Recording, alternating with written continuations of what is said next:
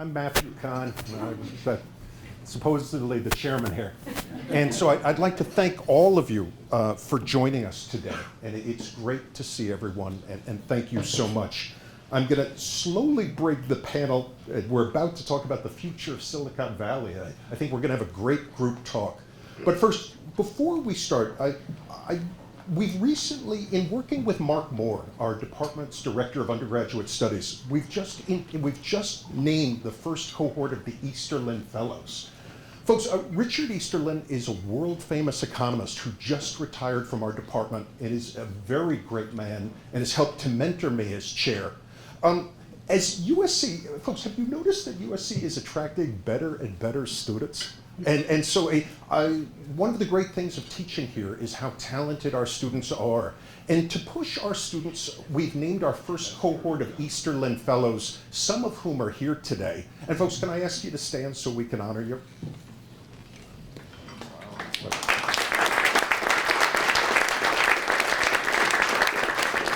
And so as a nerd, one of my goals, knowing that there's much that I don't know, one of my goals is to help the next generation of young economists to see what interesting questions there are and to show you that it's a great life if you will join us. And so folks, let's get this fascinating panel going. Can I bring to our beautiful seats up here, can I bring the dream team? I see them. They are digesting their dessert. But folks, can I have a round of applause for our panelists?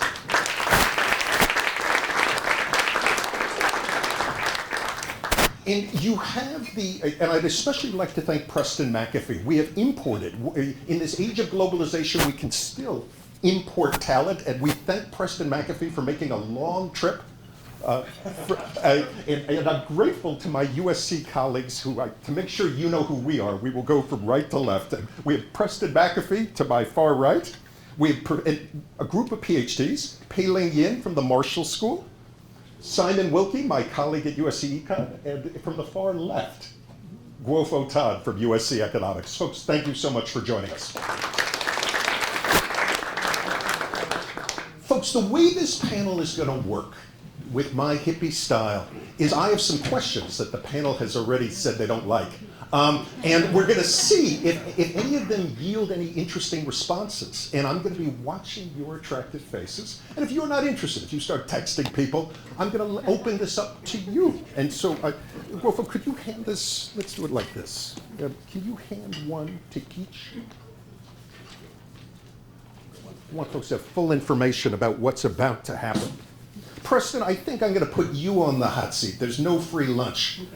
And so I'm going to bundle these first two. We're about to have a panel on the economics of Silicon Valley and artificial intelligence. And I think we're going to touch on some great themes. Preston, with the rise of the new economy, how have consumers been affected up till now? And are we about to see this price gouging by Amazon as we see these trillion-dollar companies? Is this because we're about to be price gouged by companies such as Amazon with their warehouses of data about us? Okay. You know, we all love our phones. We probably love them a little too much. Where Americans are spending something like 2 hours a day on their phones.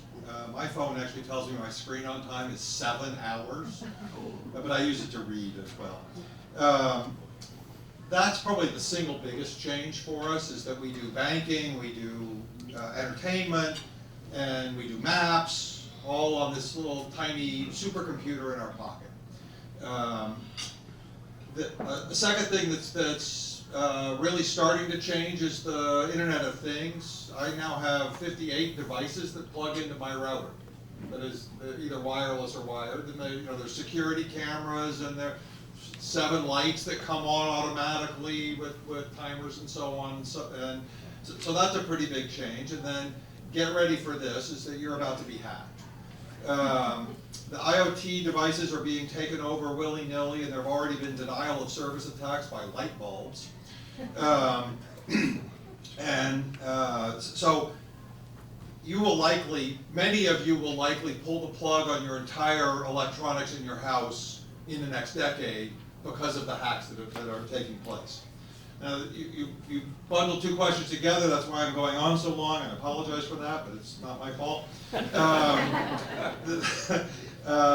You know, the thing about price gouging in retail is that retail has got a really low barrier to entry, and especially internet retail has a low barrier to entry.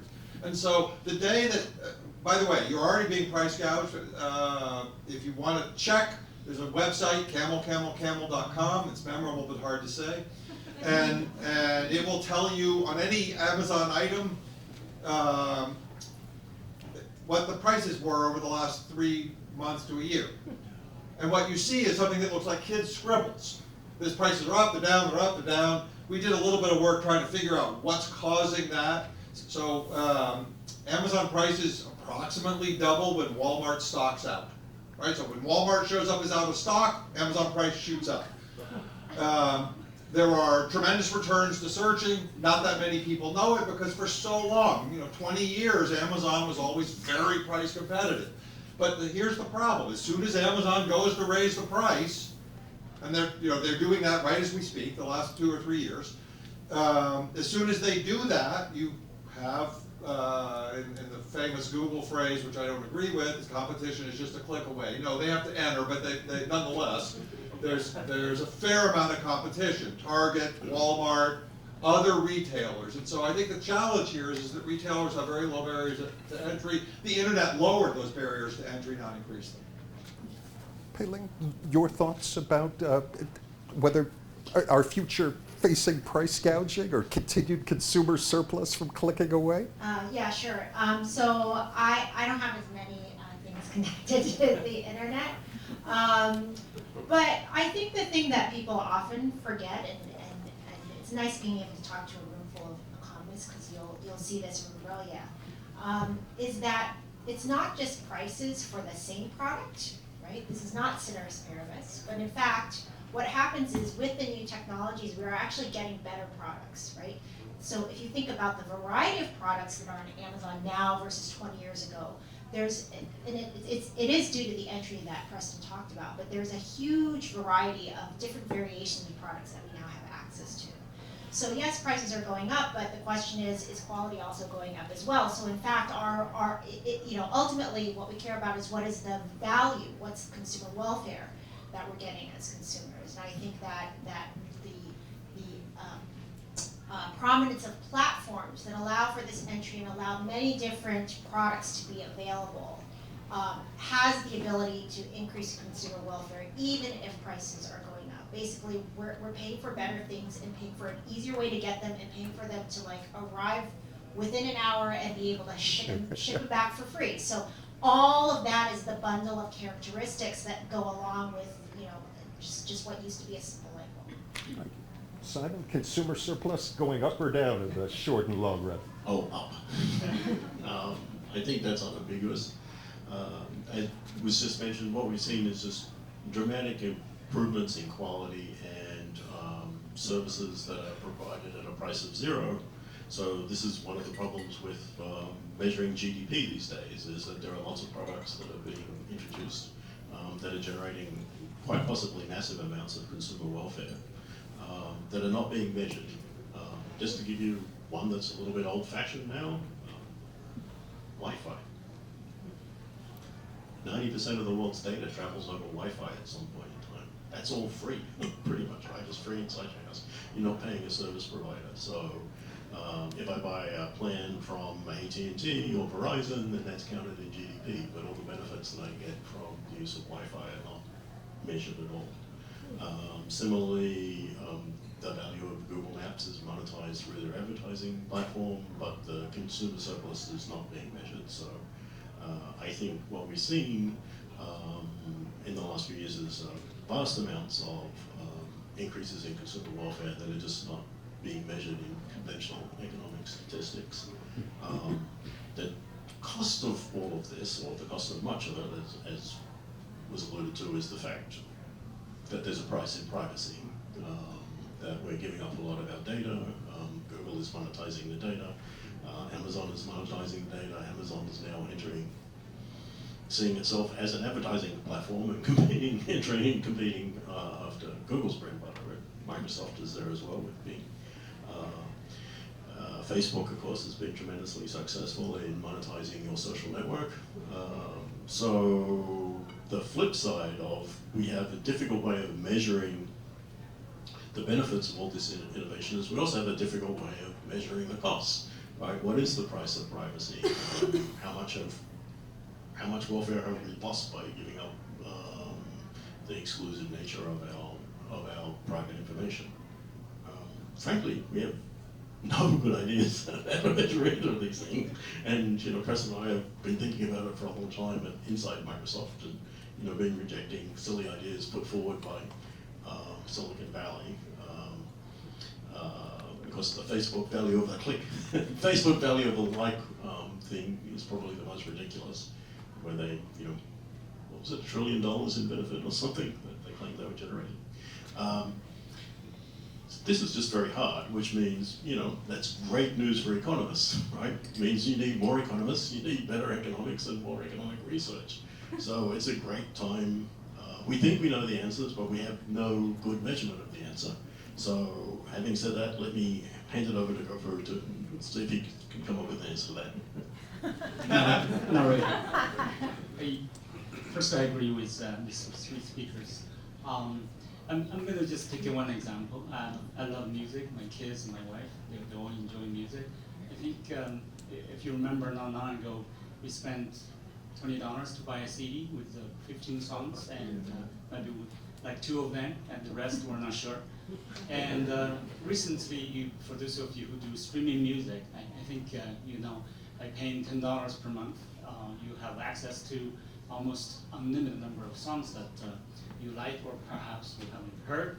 And if you think about Spotify, that music streaming platform, it has about essentially something like 35 millions of songs available. And Apple Music has more, 40 plus. So essentially by paying $10 per month, we have access to so many music. And moreover, they can help us to prioritize, to figure out your consumption history and what you like. And they have this program essentially gave us a priority to select. To me, that's the biggest all-you-can-eat buffet on earth. So essentially, just great. So video platform, streaming platform, and music, and now we're talking about concept of cloud computing service and sharing economy. Is essentially companies like Amazon, Google, Microsoft have made so many resources available to all of us at low cost. So that's a huge benefit to consumers. So folks, that feeds in terrifically. I want to stay on the mic. Simon, thank you. When Preston and I, when we had lunch with Preston, he pointed, Preston, this is going to be for you, of Amazon's entry into Amazon Video as an example of how we gain when Amazon enters new markets. And so what were your thoughts there? That was an exciting lunch. So the thing that I think is really remarkable, and you're not hearing in the newspaper for reasons I don't understand at all, because it really is, looked at the way I'm about to suggest, is astounding. Amazon entered the video market and it's making great content. Now, this is a market that's been incredibly hard to enter for 40 years, 50 years. You want to go in and make successful movies? That's really hard. We could probably in this room name all of the directors that have had 3 or more successful movies. It's just been viewed as something that's astoundingly hard, and yet Amazon, who's making 2,000 hours of content a year, is actually making some really, highly praised, and I like it even, and I'm a tough audience. So, and let me contrast that to the tech industry entering, the tech industry entered financial services with the same kind of naivete. They thought, oh, we can disrupt this business, we're smart guys, that could be either gender, just to be clear. We're smart people, and we'll disrupt this industry. But yeah, look, Bank of America didn't lose any sleep. The tech's ability to disrupt financial services quite minimal, and not very technological. Now are still trying, but now we're like at year 10 without much success. Meanwhile, Amazon, 2 years after it enters this industry, has actually produced great content. And the same is true about Netflix. And just to put this in perspective, each of those companies alone is 3 times as big as the biggest Hollywood studio. I don't actually know how they pulled this off. It's astounding. Folks, theories? Just since Preston mentioned the Amazon video, I think if you look at the history of Amazon, Amazon has as an online book retailer and started to do well and then entering many other businesses. Just like what we discussed earlier, I think Amazon has so much information that they could use as a retailer as well as a platform. And as the company has started to notice so much information that about customers' preference, what they like, whether it's music or the video or any other home smart device, they could utilize this kind of information to produce the kind of products themselves instead of just being an online platform. So in that sense, I think the topic of this discussion, big data, they could utilize big data to figure out customers' preference and then make an investment toward that direction. So on the video, on music, and others, they're actually Amazon latecomers, but they managed to be very competitive right now. And pretty soon, I think they're going to be ahead of other music streaming and video streaming platforms. I think data is probably a key. I don't think so. Whoa. I don't think so. Amazon isn't writing books. They're selling books. Other people, Stephen King writes books, and Amazon will sell them to you. Now, there are new models coming out where authors just go direct to Amazon. That is, they don't actually go through a publisher. They charge $5 for their book. That means Amazon gets 30% and they get the other. But that's individual authors. That's not Amazon writing books. The data that Amazon's got, for that matter, we also know there was the Netflix challenge where they turned over their data to academics, and academics tried to figure out, to predict what you're going to like. And getting that at kind of the 10% level, which is what their target was, turned out to be incredibly hard. Most of the teams had to merge in order to achieve that, to meet the Netflix challenge. And then, of course, they had privacy violations, as they always do, and had to stop. It's not the data that's helping them actually create great content. They're making it much less expensive than Hollywood. Now, Hollywood uses a lot of cocaine in the production process. Amazon's probably not doing that. So I don't think data is how they're pulling this particular one off. But the one place where they are using data is Amazon Basics. So this shirt was $12.50 from Amazon. It's a good shirt. It's about what it cost me to dry clean my stuff, right? Is the price of buying it new from Amazon. They have basics in almost every category: batteries, all sorts of tech devices, clothes. It's a large chunk of Amazon now is going through Amazon's house brands. They're mostly made by others, but they are. This is yet another disruption coming out of that company. And that one, they are using data to figure out which shirts, what styles sell. And by the way, this was one of the ones that sold cheaply because they must have thought it was ugly. Preston was my teacher at Caltech, so let me just add one more. That is, one success of Amazon Video in the UK, Germany, and Japan, and so on, was the ability of bundling service, Amazon Video, and all other stuff. So the members of Amazon Prime, for example, have certain preference, like to enjoy this and that, and Amazon has that kind of information. So the ability to provide bundled service actually gave Amazon another advantage. But yeah.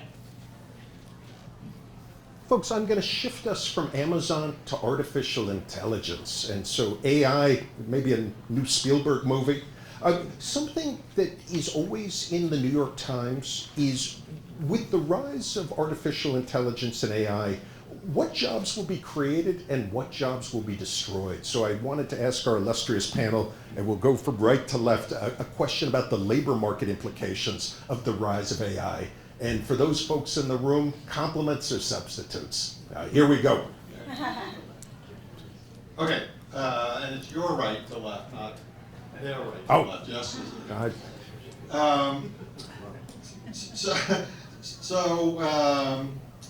Let me just put. I believe I'm the first economist to own a robot, and I had 4 of them when I was worked at Microsoft. Is that we were trying to test some theories with robots. But it's worth noting that today, everyone in this room can pick up an egg, but a robot can't reliably pick up an egg. If it squeezes it tight enough not to drop it, mostly it breaks it.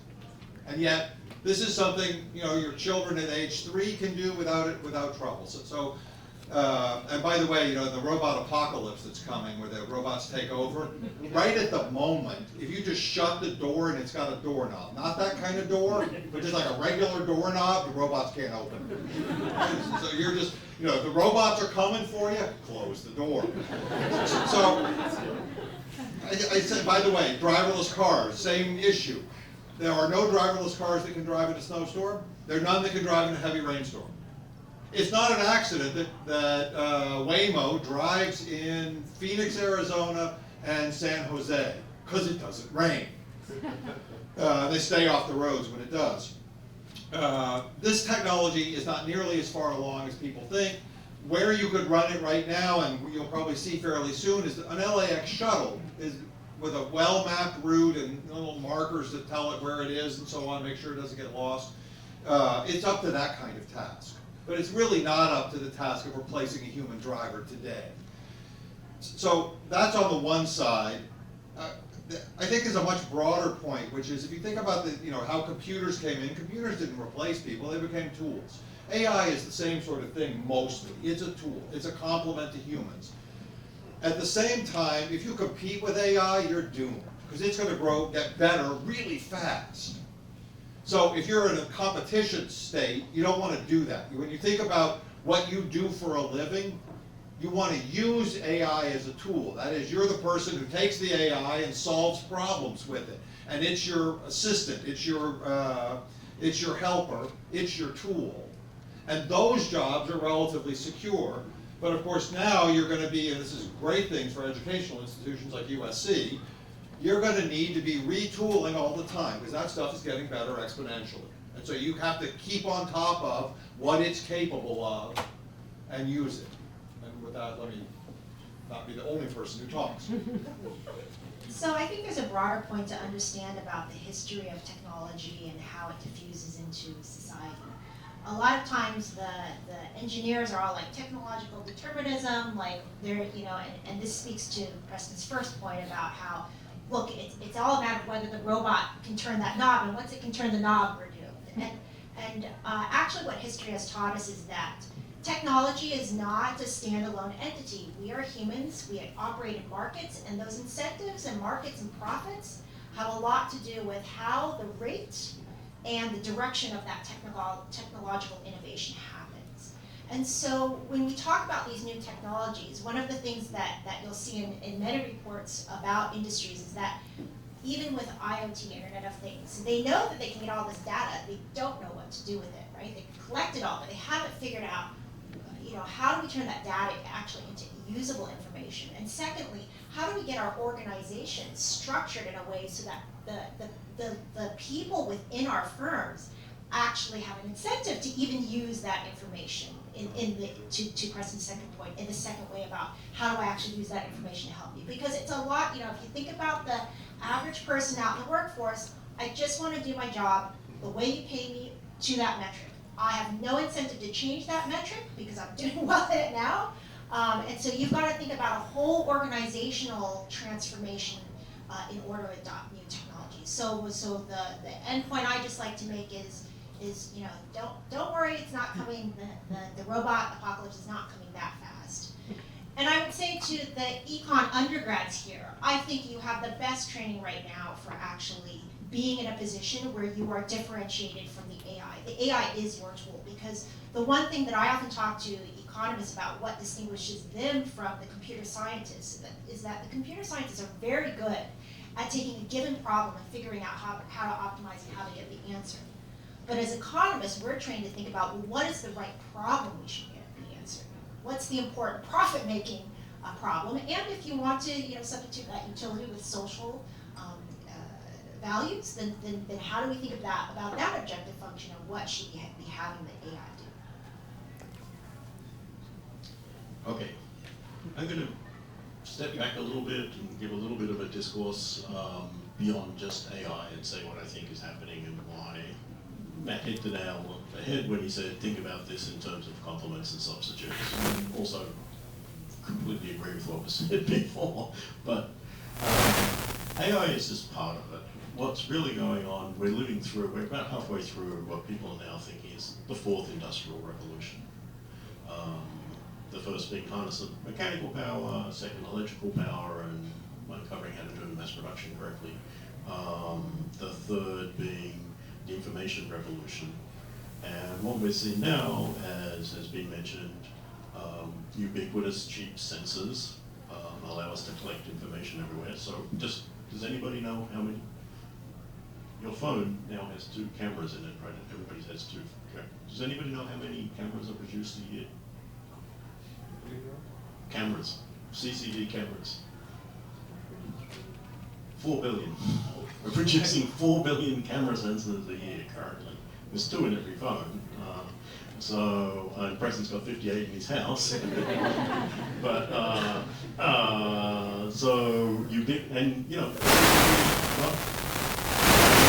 first came out, they cost $2,000, right? And now they're pennies.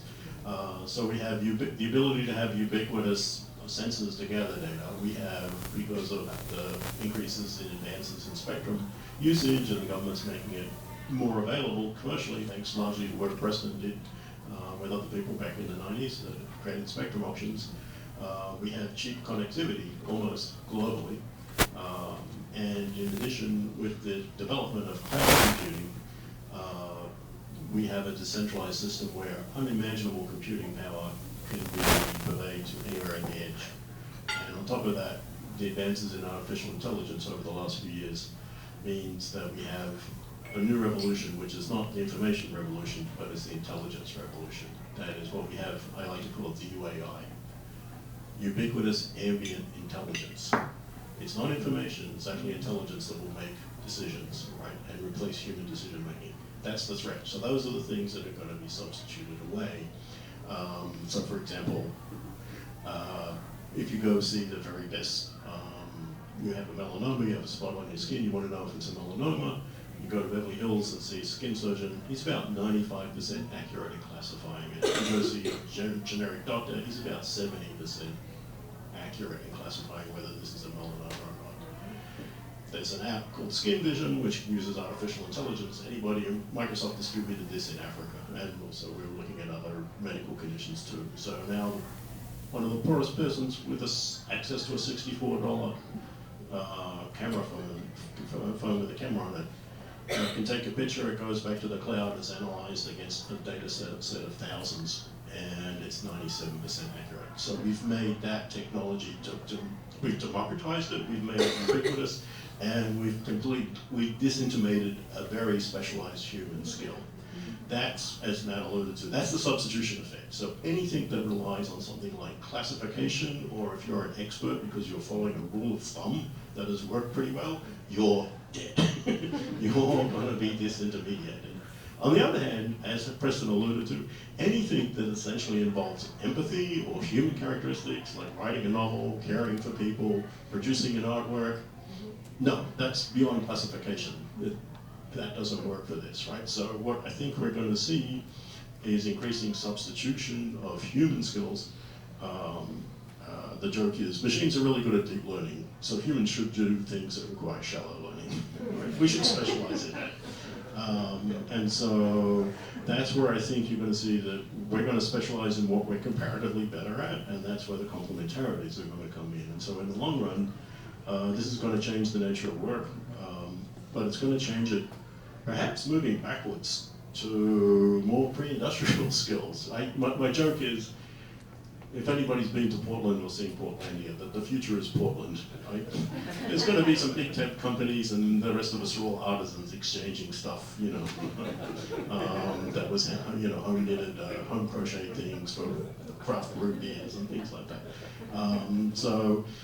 Though I made this joke a while ago to somebody who was African American, and he said, the future is Portland. He's like, what, no black people?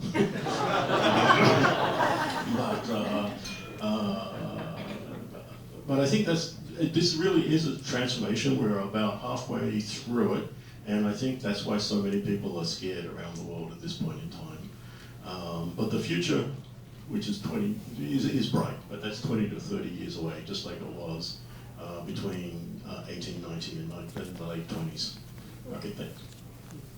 I'm going to just add briefly. I think all you said I agree with, and I think it's like any other technology. Technology are designed to make our life simpler, and therefore there is a little bit of substitution. But also like international trade, globalization, and we are trying to be specialized. And I think with the rise of AI and other smart technologies, what we need to do is to be more specialized and at the same time flexible enough. And I think you know, economics, or degree in economics obviously is specialized but flexible, so we're safe. And on the other hand, I remember I was talking to Preston about my kid going to college, what to specialize. I think in addition to computer science he's interested in, and he recommended economics. So I think from our point of view in our department, if we could build a program that combines computer science and economics and maybe stats, I think with your help, I'm sure the kids will be much more well prepared in the near future. Sure. Folks, I want to turn to our Easterling fellows. They're looking wide awake. There is no free lunch, so I want to hear, since the panel doesn't like my remaining 5 questions, do I have a good question from the panel? We got a phone call coming in. But do I have a question from our Easterling fellows? Are you guys as good as we think you are?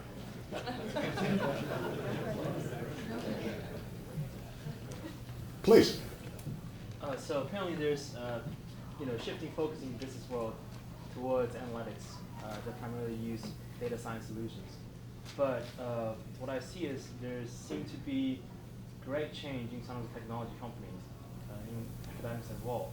But there's also some establishment companies that's lagging behind.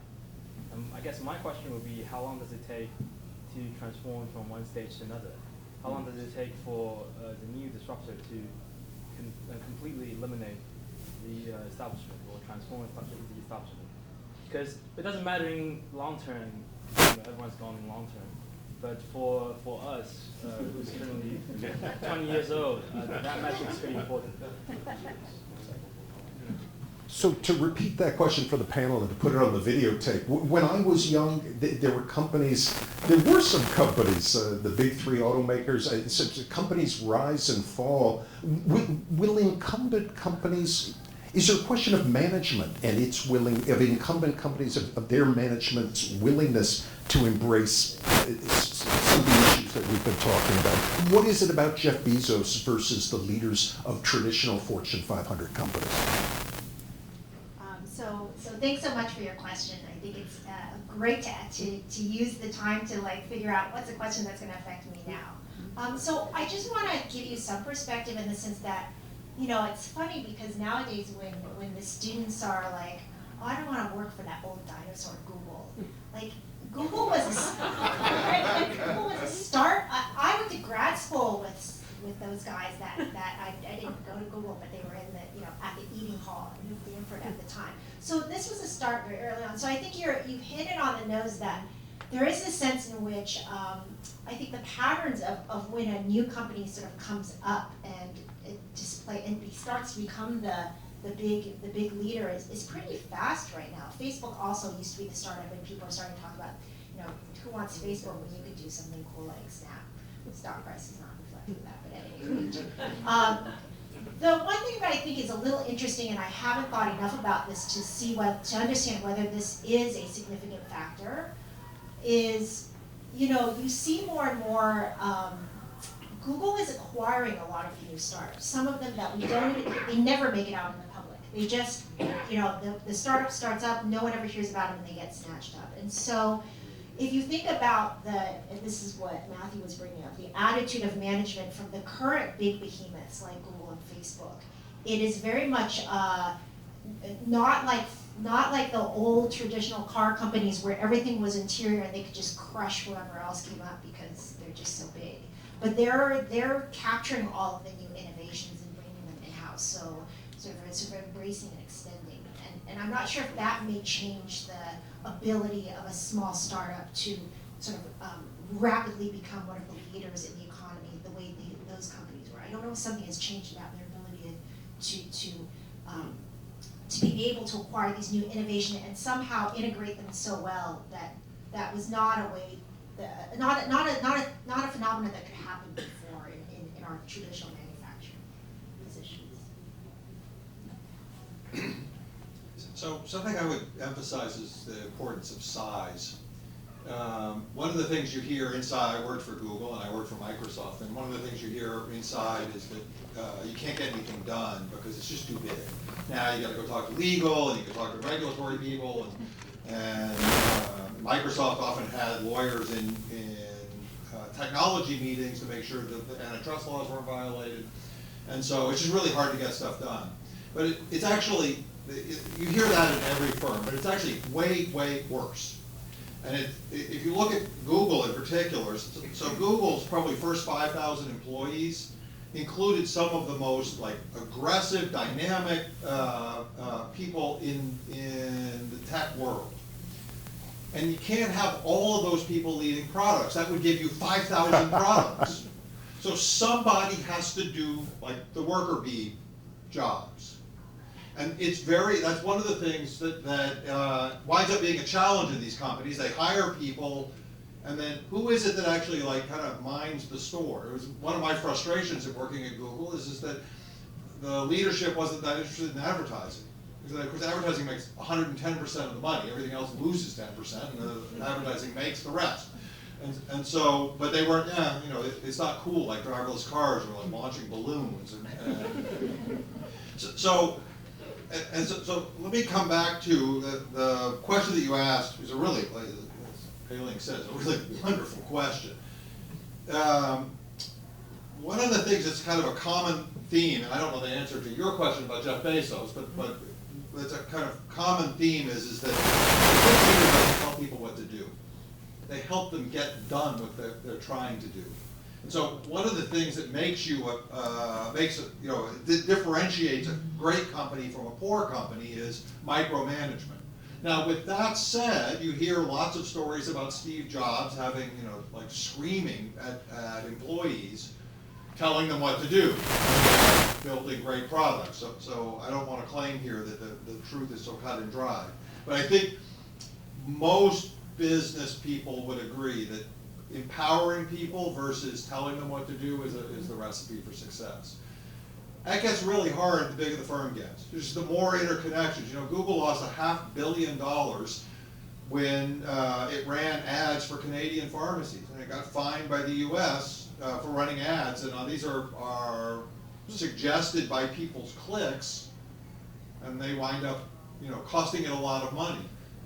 How do you stop that? Well, you've got this trade-off: is that you can be safe and not lose $500 million, and not take any risks, and you're pretty much doomed. Or you can go out. It used to be the motto of Facebook was break something. It's no longer the motto, I understand. But that's the mindset and so that's what I would look for in leaders is are they empowering their people? Because that's someone it's a pleasure to work for. Yeah, I just amplify what Preston and said there.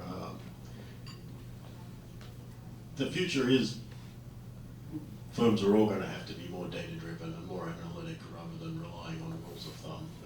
So you're right, there is going to be competition driving out. The ones that don't do that won't survive. So it's a good time to be an economist, because the folks that haven't transformed, they're going to need help transforming. But as Preston said, you want to make sure you pick the right one to join. I kind of want to disagree with this. Yeah. Oh, okay. But The cell phone industry is a really interesting industry in this regard. So the cell phone industry copies Apple even when it's dumb. Like it takes away the headphone jack, which is, by the way, is an innovation that Steve Jobs said, this is the technology in a nutshell. This is what technology is supposed to do. It's the headphone jack, which then they eliminate. Not obviously, Jobs is dead, so but that was one of his favorite things, is the headphone jack. It was simple, everyone knew how to use it, and then they now have Bluetooth, which 95% works. The companies copy the notch. This is ridiculous. Even when they don't need a notch, they put a notch in because a notch is a style. This is insane. So there's still going to be room for someone who says, I want to do something different. And that's what you don't get from this data-driven thing, because we're talking automatically about something that's outside the range of the data. Inside the range of the data, you get the Ford Edsel. Outside the range of the data, you get something that's, the Mazda Miata, which, by the way, the Mazda Miata was shopped to Ford, was produced in Southern California, shopped to Ford, Ford said no. Mazda said yes.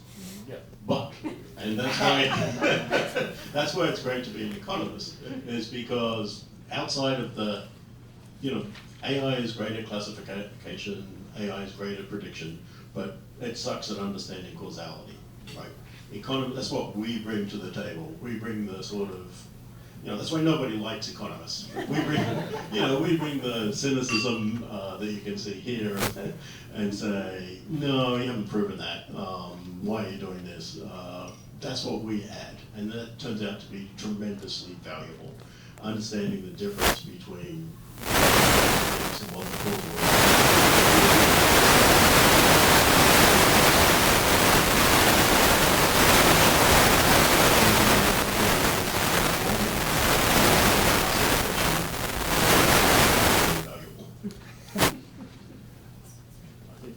I think that's the common ground between us. Yes, absolutely.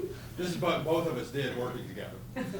Folks, I have 2 questions left for the panel, and then we're going to open it up to you, even without a market, so we will figure out how we will allocate this, but get ready.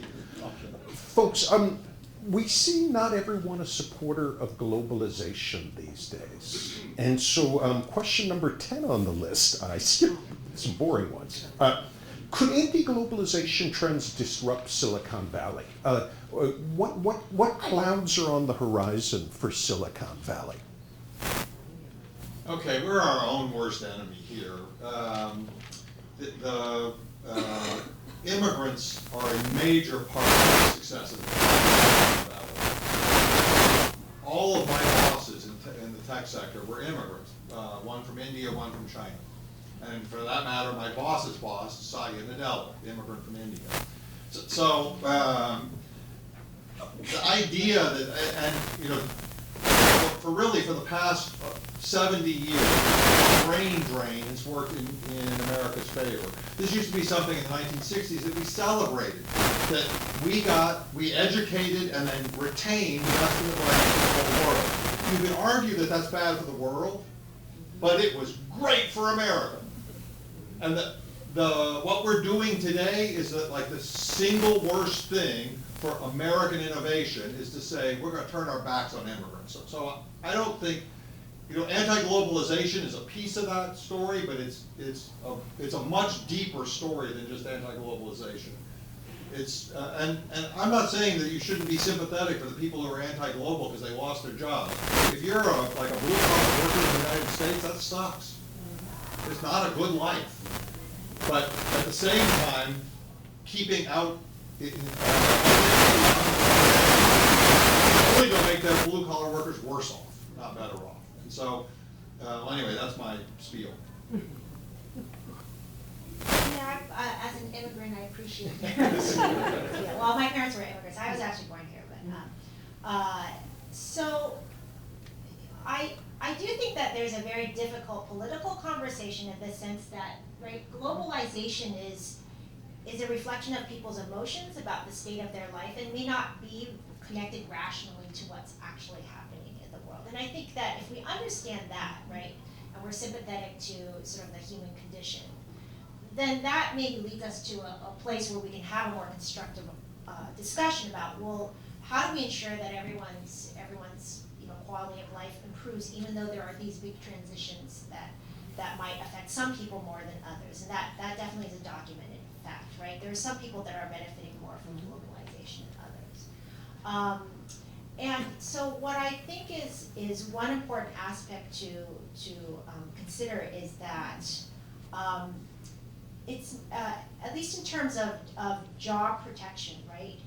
And there is an important issue about sort of who are we as a global community when we think about maintaining a quality of life and a fair treatment of workers. Then I think we start getting into interesting conversations about, is the mechanism of tariffs or boycotts against other countries who don't treat their workers fairly the right direction, okay?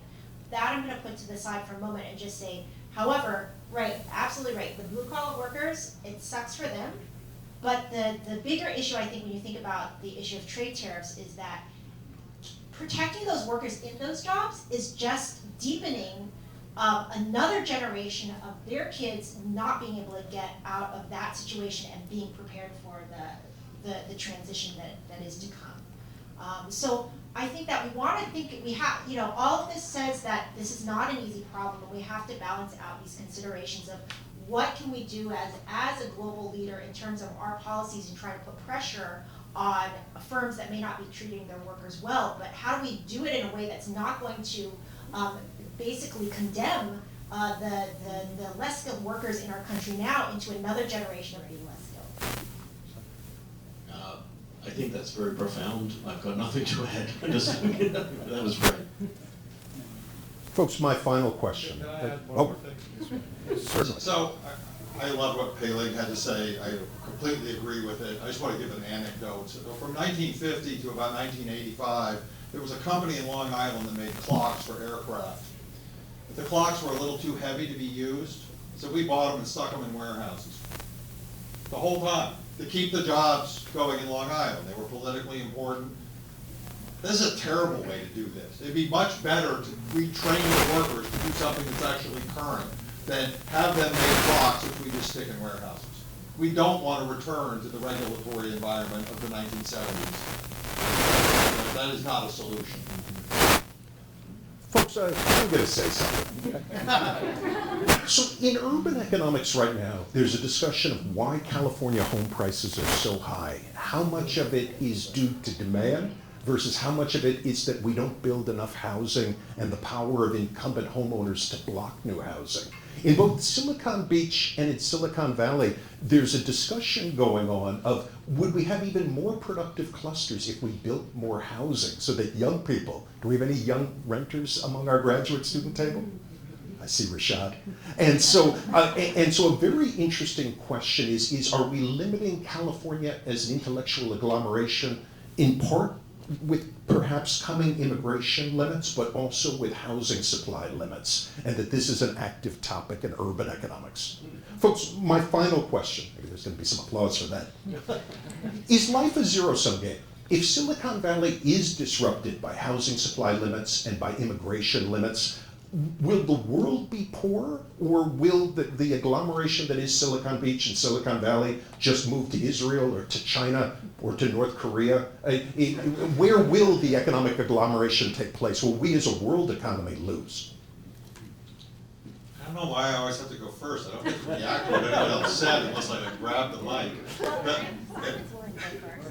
I'll let Simon go first. Okay, so the answer is Vancouver. That's all you had to say? No, but I think Matt asked a very profound question. I think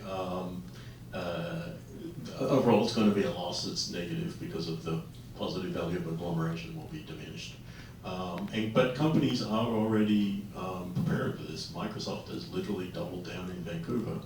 It's currently batting about 30% of immigrants that it wants to bring in and only gets a visa to the US. And so now we double apply with Canada. If we don't get them into the US, we put them in Vancouver.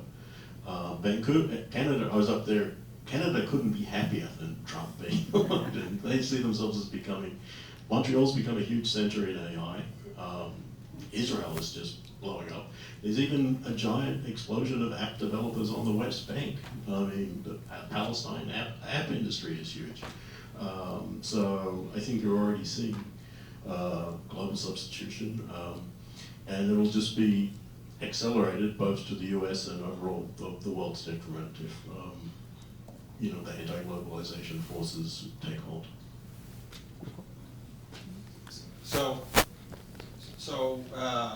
I do think something would be lost. I agree with Simon that there's a lot of places that are alternatives to Silicon Valley, but it's still the case that Silicon Valley, if you want to start a 4-person firm, get funding, not own any assets because you've outsourced not just your servers, but also like your accounting systems and all that, so that you just, you want to produce WhatsApp, right? So WhatsApp was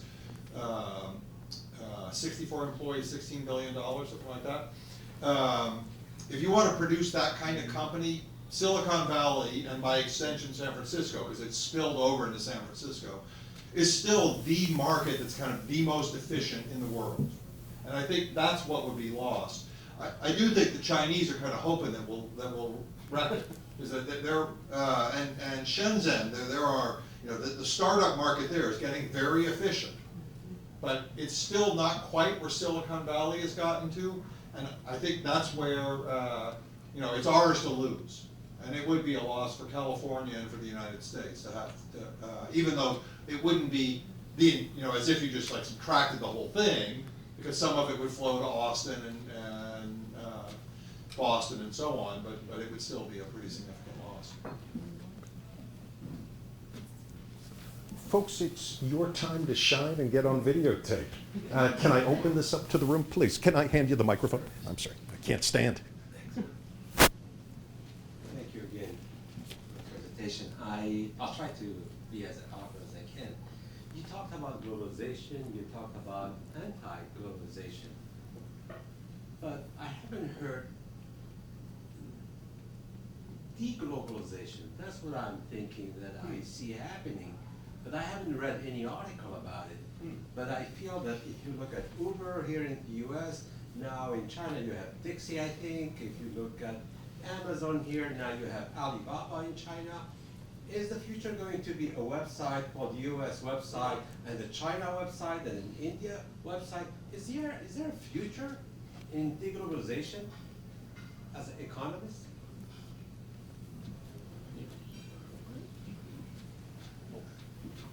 So first, let me say China's a little bit of a special case because they have actually kind of systematically both kept out foreign firms so that their domestic market could thrive. That's not true in India, where you see either Chinese so the Indian phone market was originally Indian firms mostly rebranding Taiwanese-made phones, but now ZTE and Huawei and so on, Xiaomi have dominate the Indian market. So it's really, China is kind of a separate case from the rest of the world where American firms have been quite strong. Actually, one of the questions, and by the way, I wasn't so critical of your questions, I kind of liked them. One of the issues in Europe is that it's American firms, right? It's Netflix and Amazon and Google, not European firms. And they're really kind of pissed off about this. And want, insofar as possible, to use regulation to make it possible for European firms to compete. Good luck with that.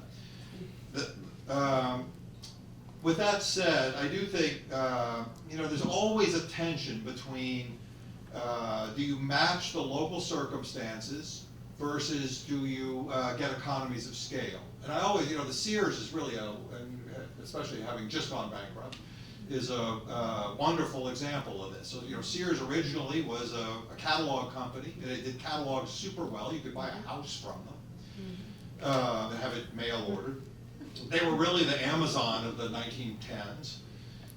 And then they decided to have stores. The problem with stores is you have to actually match the circumstances. And it used to be possible to walk in to the Sears in San Juan, Puerto Rico and walk out with a snowblower. Now, I don't think anybody actually did that. It's just sitting there wasting space because they had a one-size-fits-all. I think a lot of the matching what people like, you go into a fast food restaurant in the South and you get different food. You get okra.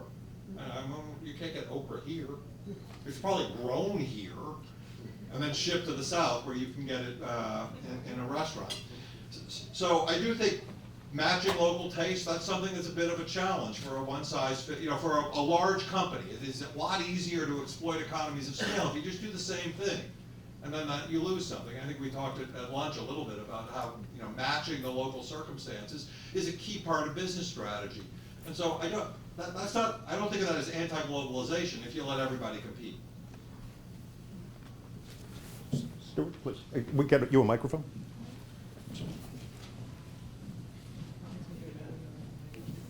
Thank you. Hi, so I work with a company that has one of the largest data sets in the world, Experian. I'm going to go back to one of your first comments and have a panel. So we work with a lot of big data, do a lot of AI. We're currently studying the effects of cyber hacking on our economy. So everything we're talking about here assumes a free flow of data.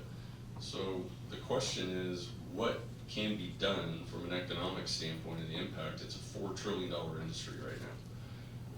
How can we protect ourselves, and where do you see the next horizon of being able to keep our economies flowing with nation states and hacktivists and everything going on?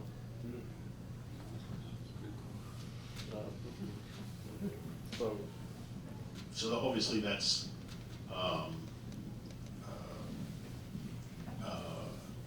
an enormous issue, an enormous cost of hacking, and the flow of the data has really become a big driver of not just trade but economic growth. There's a McKinsey study where they sort of look at data flows between countries and use that as an extra explanatory variable for growth. I'm not saying I endorse the study, but it's interesting. They have labor, capital, and data now appears as just another factor of production, which is the importance you alluded to. So for an economist, the first answer would be, okay, we need to establish a property right. So who has the liability? So who has the incentive to undertake the investment to protect from hacking? So part of the problem is in this distributed network of things, it's not clear where responsibility lies, and I think that's created a free rider problem.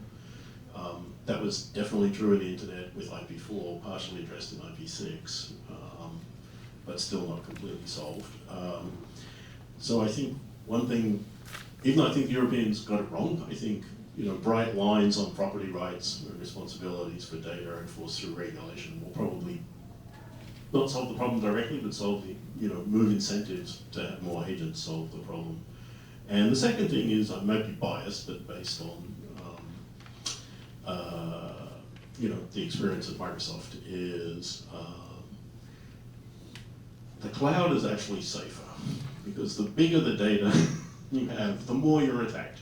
And so the better you are at recognizing attacks and recognizing intruders. And so I think that ultimately this is going to lead to, hacking just drives more economies of scale. You want to have your data in a bigger, safer repository where the attacks are more easy to identify and more quickly react. So I think you're going to see that bigness is going to be part of the solution. It's much easier to attack Target when Target has its data on Target servers versus stored somewhere in AWS where it might be in Ireland or it might be in Estonia. Yeah. So first, I 100% agree with what Simon had to say, and I actually kind of want to just amplify it, which is, I think the politics is quite difficult. Actually, I want to say one different thing, which is, I got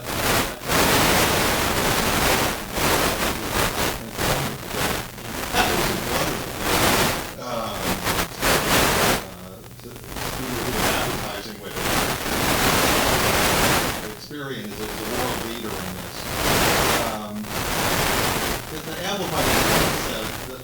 we don't actually the harm they do. Competitor Equifax, an awful lot of harm, not just to us, to everybody in this room, but also to Experian. Because it turns out that Equifax would allow me to go take over anyone in this room's Experian account, right? So Experian, in order to say how, to take command of your data within Experian, you had to identify yourself. That's what leaked. Enough information leaked out of Equifax to be the identification for Experian. Target lost about $10 per credit card revealed. This is not enough.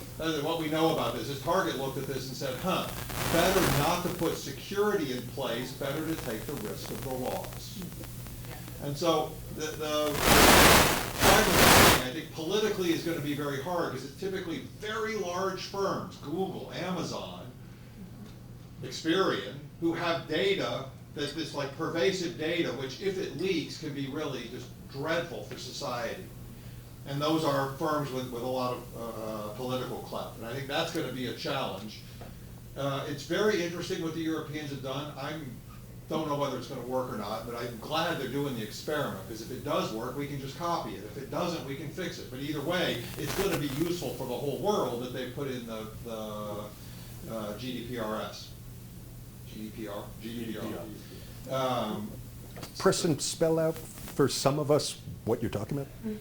Oh, so the Europeans have put in data, rules about data, that you have to store it. It puts limits on use.